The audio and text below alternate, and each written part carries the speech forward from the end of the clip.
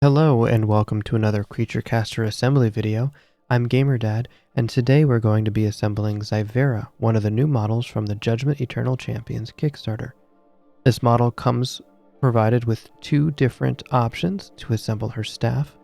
I've already pre-built both of these just to show you which parts to use, as well as attach the horns to the head of the model just to make the assembly process a little bit easier.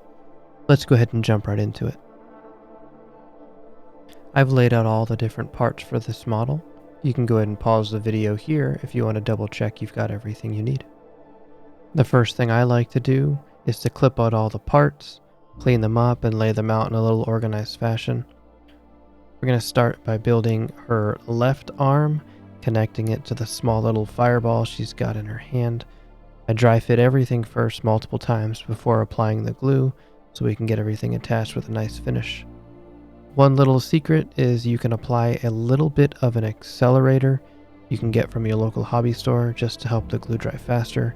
You put the glue on one side, you put the accelerator on the other, which you can see I'm reaching off to the side to do.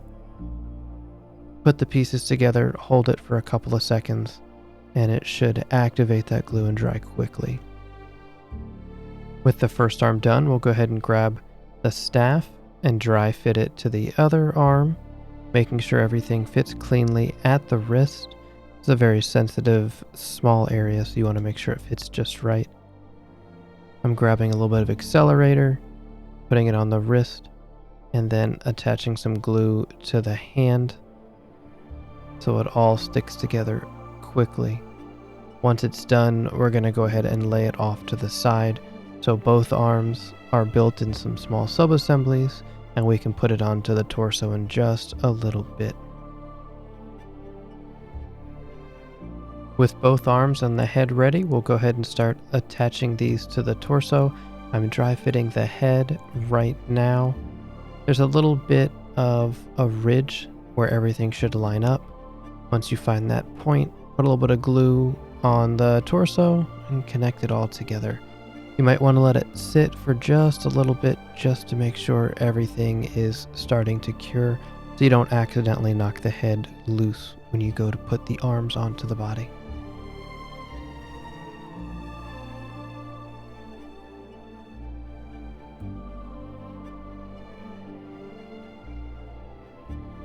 Since I've already dry fit this a few times, I'm going to go ahead and take the left arm carrying the fireball and attach it to the torso, putting a little bit of glue. I like to put the glue into the larger piece so my fingers can handle the smaller arm and not worry about too much glue getting on my fingers and gluing myself to the model.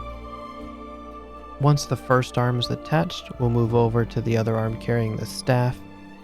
These smaller, thinner pieces can sometimes feel a little clumsy to handle, but you'll get used to it. So we'll dry fit this, making sure that the arm fits in the right rotation. You don't want to rotate it too far forward so it looks like she's holding it down. You also don't want to stick it too far up in the air like she's waving around a big stick. But we'll get it all dry fit. I do like to put a little bit of accelerator onto the arm joint like I did with the other side. So we'll get that applied, put some glue into the larger torso like before, and attach it together. And then she'll be ready for the base.